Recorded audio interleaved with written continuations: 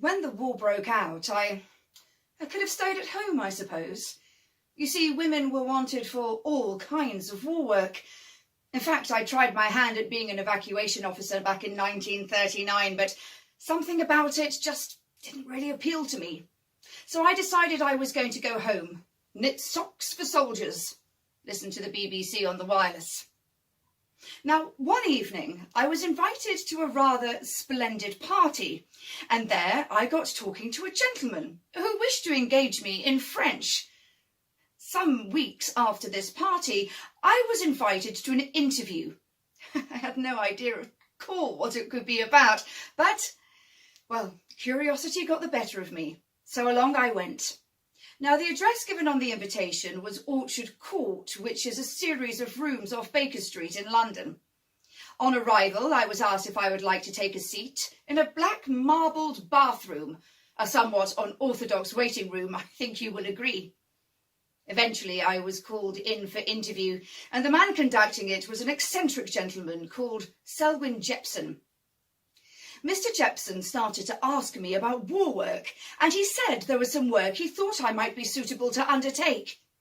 He went on to tell me that they were looking for people who could speak French fluently, blend in with the French countryside and way of life, and have a desire to rid France of her Nazi occupiers. He let me go home to give it some thought, and then invited me back for another interview. And this time he told me more. They were looking for people, men and women, to infiltrate into enemy-occupied territory. We would train as wireless operators, couriers, saboteurs, liaison officers, and we would be sent into enemy-occupied territory, in my case into France, either by parachute, heaven forfend, a small landing aircraft called a Lysander, or even on a small boat called a felucca. He told me to go away and give it some thought. And I did think to myself that I really didn't think I was the kind of person that they wanted. But I was determined to do my bit. And I thought, well, what's the worst can happen? Maybe at least I should give it a go. So I agreed.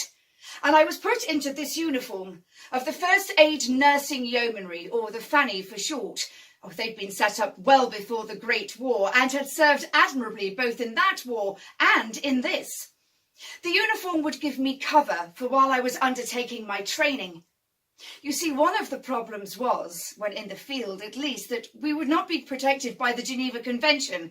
So being on the pay books of an organisation such as the Fanny might just give us some cover.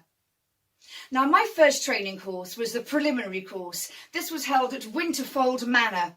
Oh, an absolutely stunning place, an old requisitioned stately home. In fact, we later said that SOE stood for Stately Homes of England. Now, they taught us all sorts of things on this course, things that never in my wildest dreams would I have imagined that I would do. I had to do physical training, use explosives, learn to shoot a gun. Everything was done in French, and it was all done under commando cover. Of course, this makes perfect sense for the gentlemen, but do you know of any ladies in the commandos in 1942? Me neither. It really confused one of my friends. A couple of days into this course, she elbowed me. "I say, Cecile," she said. That's my code name, by the way. "What is it that we're doing here exactly? I thought I'd answered an advert to be a bilingual secretary." Poor girl! What on earth did you think we were doing? Crawling across the countryside on our bellies, being timed in assault courses, blowing things up and shooting things down. Hardly secretarial now, is it? We had to do all sorts of things I had never dreamed possible. There were trees to be climbed, gaps to be jumped, a 50-foot rope to be slid down, a high slack wire you had to cross with only another slack wire above for a handhold, and a dizzying platform off which one had to jump, catch onto a rope 6 feet away and slither down to safety. It was all quite strange. But if I wanted to get on with my training, I had to get on with this. Evenings were a rather relaxed affair. Dinners were unrationed, and we were encouraged to drink as much as we liked. The reason being, if we got slightly pickled, would we talk too much? What would we say about ourselves? And whatever we said, what language would it be in? Anyway, I passed the preliminary course with flying colours, and then I was sent to Arisaig in Scotland for the tougher part of the training, the paramilitary course. Oh, the weather in Scotland. Well, if you weren't soaking wet, you were being bitten to pieces by midges. But, as Major Angois Fife said, after all, when the men and women are crawling through the peaty bogs of Lake Morar, they are, of course, nothing but bods in battle dress. We had to do physical training, mountaineering, learn how to kill food on the run. We had to work and live along with the countryside, and we were taught the physical sides of the training. We also had to become used to using our weapons. In this case, the stun gun, the Bren gun, and plastic explosive. One of the things we had to learn to do was to put together our Sten guns. Quite often these would be kept in their component parts so that if the Germans found them, they would be completely and utterly useless. We had to keep them well oiled as well, and in preparation for any time when we might need to get them together as quickly as possible. Now, the reason for this was that there might be an ambush, or we might be needed urgently by a fellow resistor. Often we would practice this blindfold in the dark, and very often our instructors were timers along the way. After the paramilitary course in Scotland, I was sent to Ringway near Manchester, and this, I will be honest, was the bit I was absolutely dreading, the parachute training. We had to do 4 jumps if we wanted to get our parachute wings, which of course we could never stitch onto our uniforms even if we got them, because what's a nice girl doing jumping out of an aircraft? Anyway, we had to jump from a stationary barrage balloon. This was absolutely terrifying. My knees turned to jelly and my throat went dry, but somehow I managed it. Luckily, I only had to do it once because the weather was inclement for the rest of the course. The jump from the aircraft, well, that is perhaps the most frightening. Each jump seems as unnatural as the first, but in a strange way, you sort of get used to it. After the parachute training, we were split into 2 groups, as girls at least. Some girls went off to be couriers, and I was chosen to become a wireless operator. This course was held at Tame Park in Oxfordshire, and I can sum up this course very quickly for you. Morse, more Morse. I dreamt in Morse code. I started to knit in Morse code, and the birds just listen. You think it's an innocent song, don't you? It's not. They're singing to you, and it's in Morse code. I don't think I went completely mad. I truly didn't. I learned how to fix my own wireless set, how to deal with jamming and the blocking of signals that the Nazis were so interested in doing, and I was sent on a 72-hour exercise. The police were given my description, and with my wireless set, I was sent off through the countryside to try and find somewhere safe from which to send a message. I got through that one completely unscathed. After the wireless training, I was sent to Beaulieu in the New Forest. There, I had to live and think as if I was already in France. I had to look normal and ordinary while doing extraordinary things. We had to eat and dress and behave as if we were already out there. We had to learn the difference in the uniforms, the Abwehr, the milice, the French collaborators working alongside the Germans. We learned that not every French person was necessarily in the resistance, and there were plenty of collaborators out there. We were taught things like never ask for a café au lait, for there is no milk to be put into your coffee. Ladies no longer get a cigarette ration. We had to live and think as if we were already out there, and our instructors tested us to the extreme. You see, at Beaulieu, we had a mock interrogation.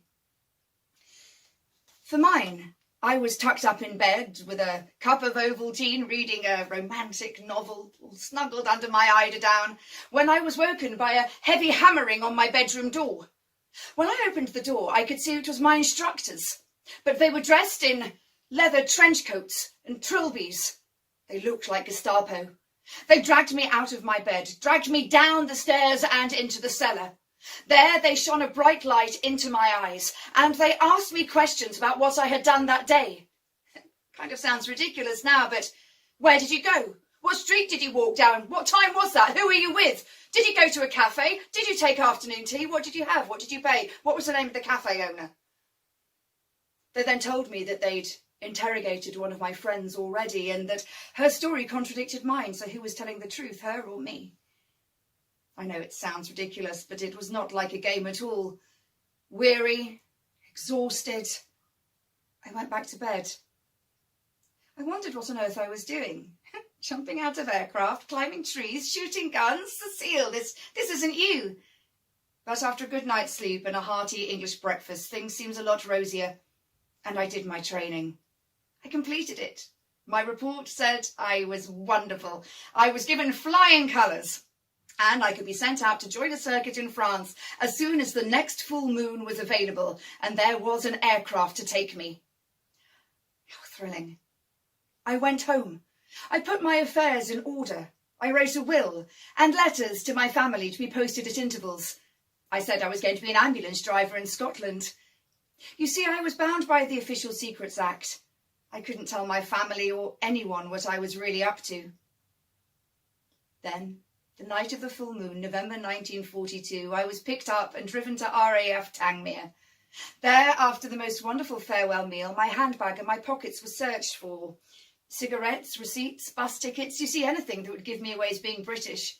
The attention to detail was meticulous. My hair was cut and coloured, my fillings replaced with French ones. It truly was an epic journey. Then, over my new French clothes, I was given a jumpsuit and I had my handbag strapped into my lower back. They offered me an L-pill, a suicide pill, a cyanide capsule, just in case the worst should befall me. Then, nervously, without a backward glance, I made my way towards the Halifax aircraft, rather unsure of my future. "Good evening," said the pilot. "This is a first. We've never taken parachutists, you know." No, I didn't know, I thought, and honestly, that's the kind of thing I didn't need to know either. Nervously, I strapped myself in, hooking up the static line to make sure that everything was in order. Then I heard the rumble of the engines, and we took off. I looked out. I was leaving England behind. We were soon over the Channel. What on earth was I doing? Leaving my home, my friends, my family, flying into occupied territory. I would never ever know if the next knock at my front door came from a friend or stranger. I was given a life expectancy of 6 weeks. But I was a fully fledged secret agent, and I was ready to do my bit, working alongside the resistance and other agents in preparation for the largest Allied invasion of all time, D-Day.